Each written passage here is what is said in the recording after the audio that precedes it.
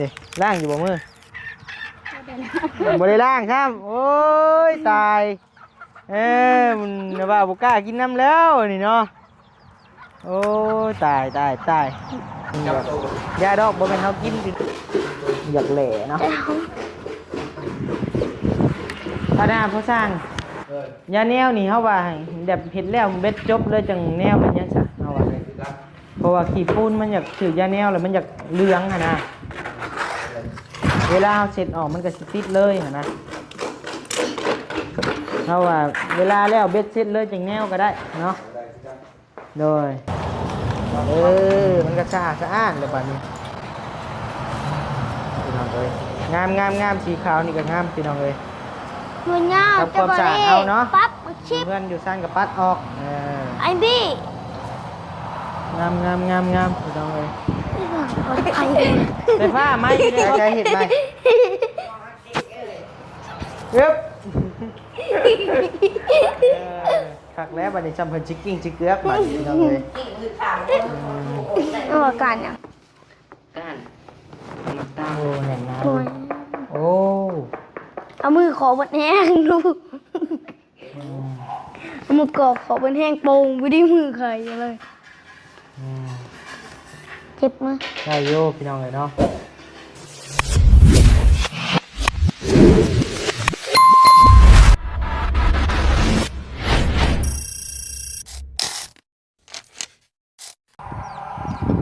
พี่น้องเลยเนาะกราบทักทายสบายดีพี่น้องเมื่อทุกคนได้พี่น้องได้กราบทักทายสวัสดีปีใหม่นะพี่น้องเนาะปีใหม่ปีเหมือนร่ำรวยได้พี่น้องเด้อเนาะมื้อนี้ก็มาพบกับพ่อกับบาวนิวอีกแล้วเช่นเก่าเช่นเคยพี่น้องเอ๋ยเนาะอยู่เฮือนอยู่ซ่านน้องสายฟ้าหลังจากเดินทางเข้าไปหาน้องอึ่งน้องอ่างพี่น้องเอ๋ยเนาะมาบัดนี้ก็มาพบมาพ่อกันอยู่เฮือนน้องสายฟ้ามาเบิ่งเวียกเบิ่งงานเบิ่งการก่อนพี่น้องเอ๋ยเนาะเป็นไปจังไดฮอดขันได้แล้วพี่น้องเอ๋ยเนาะเดินทางมา2คนกับบ่าวยาวพี่น้องเอ๋ยเนาะอยู่ในรถพุ่นละพี่น้องเอ๋ยเบิ่งขับไปเบิ่งก่อนได้ข่าวว่าโอกะโลเรียบร้อยแล้วว่าซั่นเนาะโธ่สวัสดีเด้อบุญทวีสบายดีสบายดีใช่ฟ้าสบายดีโอ้สีแล้วเลยได้นี่พี่น้องเลยเนาะสบายดีพ่อสั่งเด้อโอ้งามพี่น้องเลยเนาะลายหินอ่อนพี่น้องเลยแต่กับสีขาวก็จะเปื้อนไว้ในน้อยนึงแต่กับงามสวยงดงามพี่น้องเลยเนาะ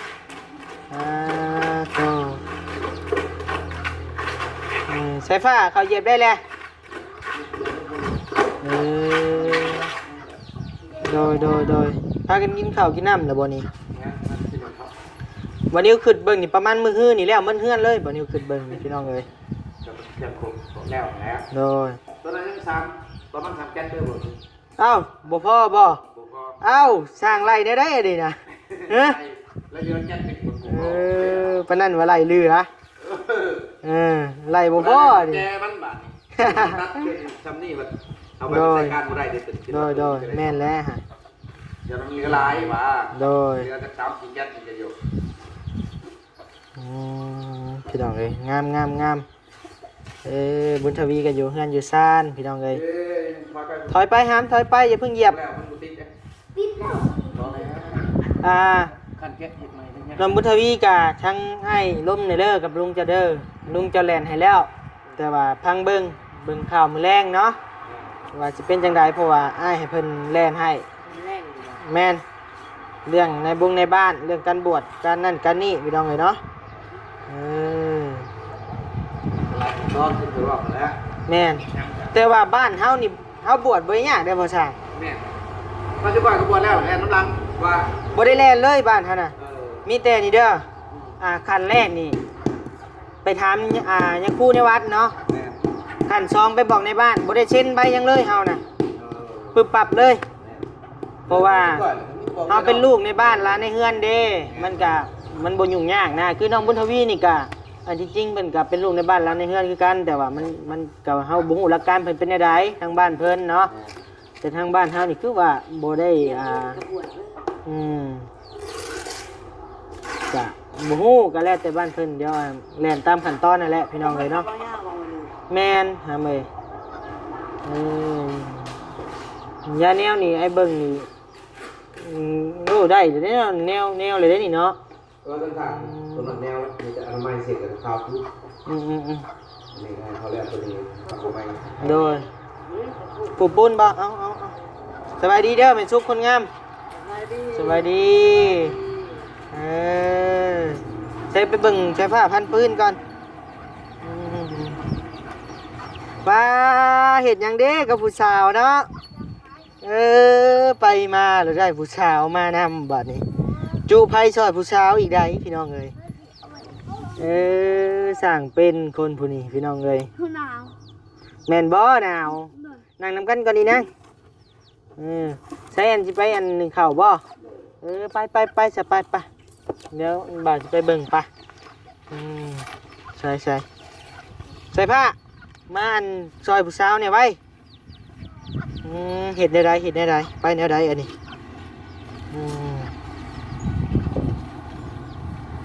ฮึบใส่ผ้ามันโยมน้ำซอยผู้สาวนี่ไหมมาพี่หามมาพี่เซลน้องเพิ่นพี่น้องเลยสบายดีเด้ออีนางเด้อสบายดีฮะจุดเลยหามโอ้คือเห็ดแบบนี้ผู้พี่น้องเลยเห็ดบอลจุดขี้เหนียวเลยเด้อหามเด้ออยู่นี่เด้อพี่น้องเลยปะ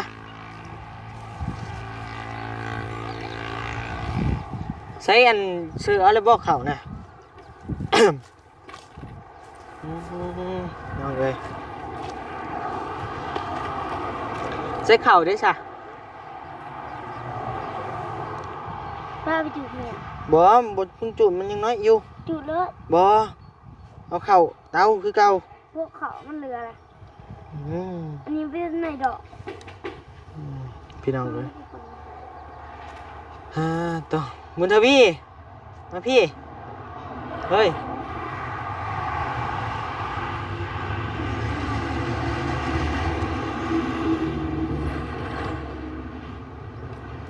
ยังเหลือเก็บสีเนาะเส้นสีขาวพี่น้องกับเส้นทั้งเทิงกับเก็บแผ่นไมโชรานี่แหละสิเก็บให้พอสร้างมันเก็บให้บุญทวีสีฮ้อนมือบวชหรือได้บุญทวีเอ้ยฮะข้าวยังอ่ะนะเฮ้ยพี่น้องเลย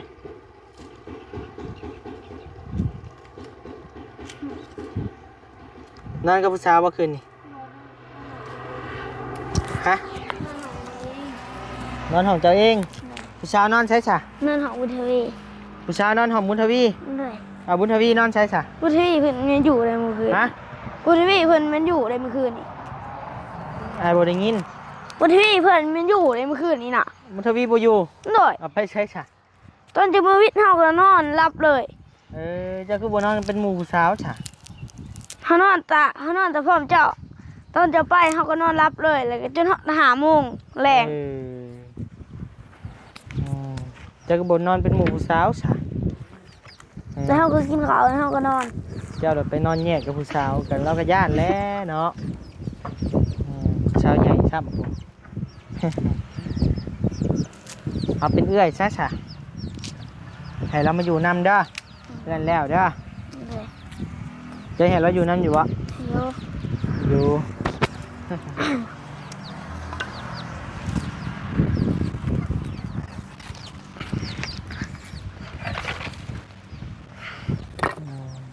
เดี๋ยวลองพี่ติ๊บ แม่น้องสายฟ้านี่มีครอบครัวที่ว่าเป็น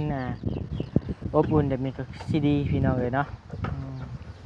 คือได้มาชุกแล้วก็จัดแจงนี่คือสิบ่ฮุกนะพี่น้องเลยมีเอื้อยจักผู้หนึงนี่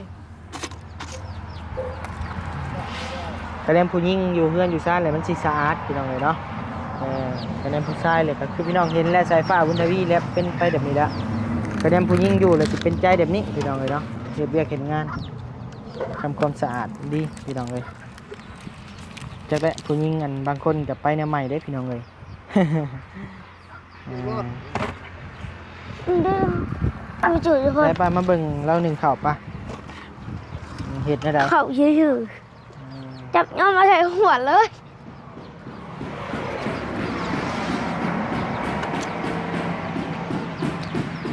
ใส่ไปนั่งใกล้ๆกันเบิ่งดูไปนั่งเบิ่งผู้ดูอย่าเพิ่งลุกว่าเจ้ากันให้ใส่ผ้าไปนั่งใกล้ในอาชีพไทยโฮม มักลิ้นแล้ว ไว้ป้ามีดนะเนียมกล้องหนบมือใส่ผ้าโอเค คนเด้ ไปใส่หมอหนึ่งบ่บัดนี้ ช่วยแล้ว มันเป็นยังเกาะไฟมันยังแห้งอยู่ใส่บ่ได้บ่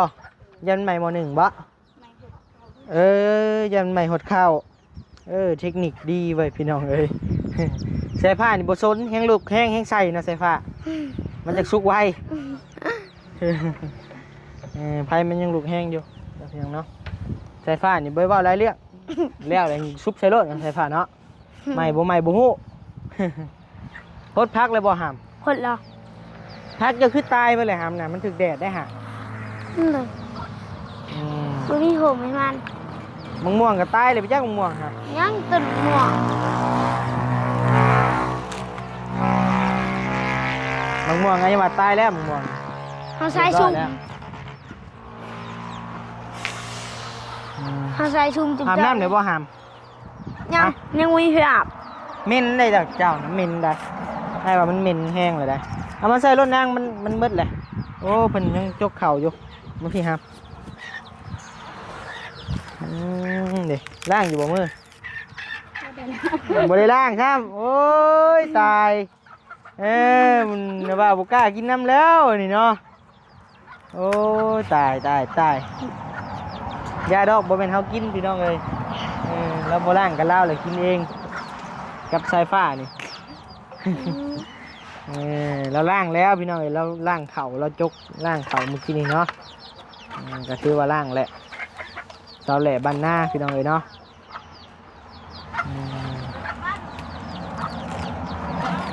โอ้เสาแหล่บ้านหน้า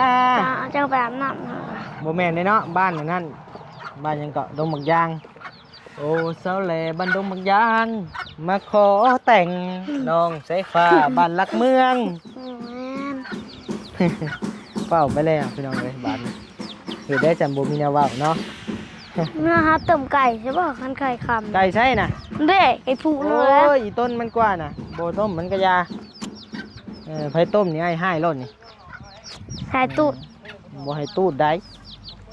ตูด ป้าพายมาเบิ่งกะโหลนี่ป้า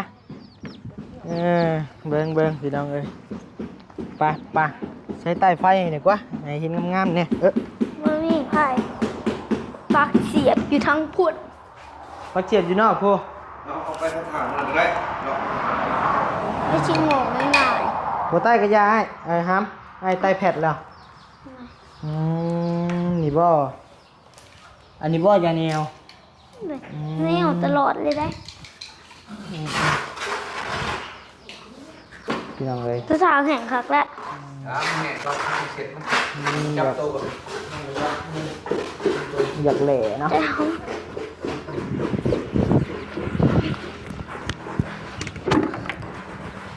อาดาพ่อสร้างยาแนวนี่เฮาว่าแบบเฮ็ดแล้วเบ็ดจบเลยจังแนวมันยังซะเฮาว่าเพราะว่าขี้ปูนมันอยากถือยาแนวแล้วมันอยากเหลืองหั่นนะเวลาเฮาเสร็จออกมันก็สิติดเลยหั่นนะเฮาว่าเวลาแล้วเบ็ดเสร็จเลยจังแนวก็ได้เนาะโดยโอ้สว่างแจ้งหูแจ้งตาเฮ้ยสายฟ้าเลยเสียบโตอำลำเลยพี่น้องเลยเนาะฮะกวดเฮือนนี่บ่เราจะกวดไปกวดแหละกวดได้ไหมไปเอาไม่พอมากวดไป กัน ตัวเราสิถามเฮือนเจ้า ด้านนอกนะรอย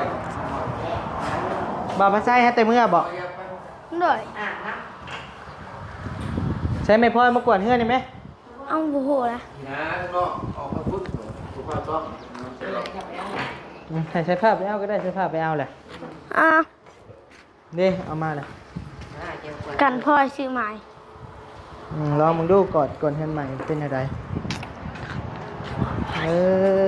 ดิยังเลยเนาะไปกวนมันมัด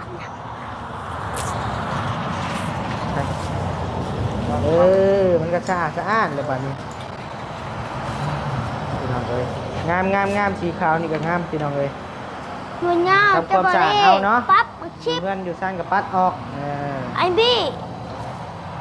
งามพี่น้องเลย นี่ก็คนไทยหมด ไฟฟ้าไม้อยู่ในพ่อจะได้ไฟฟ้าเอ้ย โอ้ไปยาวฮะ ไม่เขามาหา เอาโอ้ถ้าไม่กวาดวันนี้พูดถ้าไม่เขาอยากเอาเขาก็เลยเอามา พี่ เนี่ย ตีลังกาลินเบิ่งดูเงินใหม่น้องตีลังกาเบิ่งเต้นแรปเบิ่งเต้นแรปเบิ่ง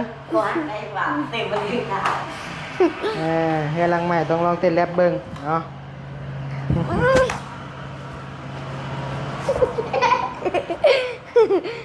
ใครเห็นไหมเอ๊บคักแล้วบัดนี้จำเพิ่นจิกกิ้งจิกเกือกบัดนี้น้องเอ้ยอันนี้แห้งแล้วบ่กระจ่างนี่พอพัดกระจายพุ่งได้มันดำนะปัดออกมาปัดเลย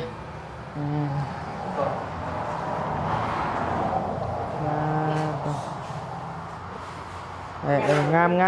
มใช้ห้องใช้ผ้าในบ่าวมาเบิ่งเนี่ยใช้ผ้ามันไม่กี่ได้ ปัดออกมาแล้วก็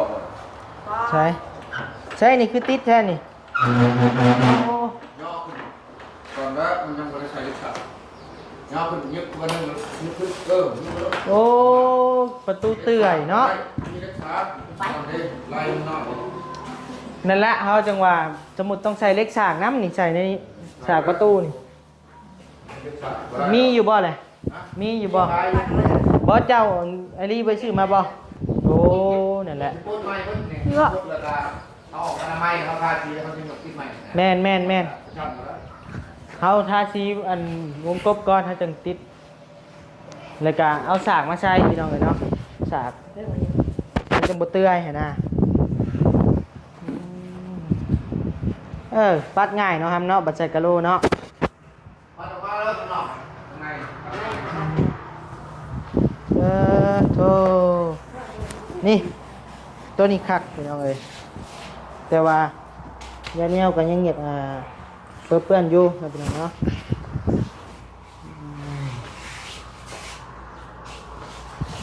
ปลูกเอี่ยมที่เขาปิดบ่แห้งเลยปลูกเอี่ยมตัวนี้เขาแห้งเลย พวกเยี่ยมยัง ปลูกเอี่ยมเขาค่ะตัวนี้เขาปิดบ่ได้เลยเปิดออกมันแจ้ง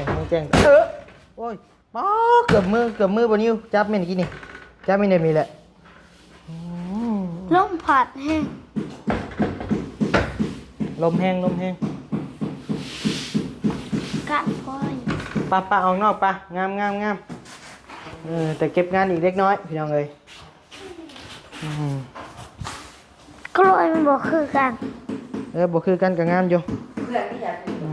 งามอยู่หนูงามอันไหน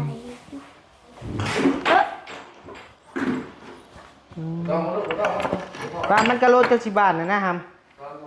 บ่เพิ่งปิดมันจังหน่อยกะโลบาทขี้ได้เลยได้มานั่งลงเดี๋ยวในบ้านนั่งดินน้ำนี่นั่งลงบุทวีนั่งลงแมวกัดห้องตีลังกาเลยตีลังกา200นั่งเป็นกะโลงามก่อนพี่น้องเอ้ยตีลังกา200ผิกยังคอยอยู่บ่ฮะอย่าไปโอ้เด็กกะโลงามเลยอย่าไปขึ้นอย่าไปพุ่นอย่าไปตู้อย่ามา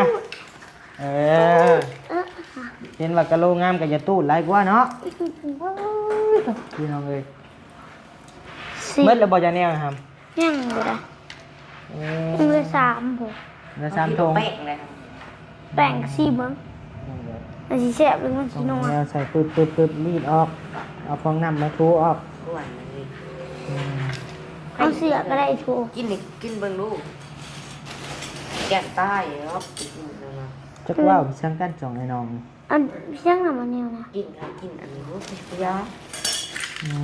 เครื่องมือผู้สร้าง กินค่ะก็กินน้ำลาย บาลีไปมาหาตีมือนี่นั่งดี มาบ่ลี ๆมาซะบ่ มอเงาน้ำในรถเจ้า บ่แม่นบาลีมี บ่ แต่ ลี บ่ยาว ข้างหลังบ่ลีรถเรามาได้ บ่ได้แม่นรถบาลี เลยพะ รถบาบุญ รถบ่ลี เบิ่งดีๆเนาะฮะรถบาลีบ่เจ้าอ่ะมั่นใจบ่พนันน้ำอ้ายบ่คะแนนบ่แม่นรถบาลีอ้ายเอาเมื่อหมดกะโลนี่เอาบ่ เอาแฮะรถบ่ลี บ่แม่น อุ่น อุ้นแล้วสิมาหยังตอน ขา ค่ำ ที่ป้อง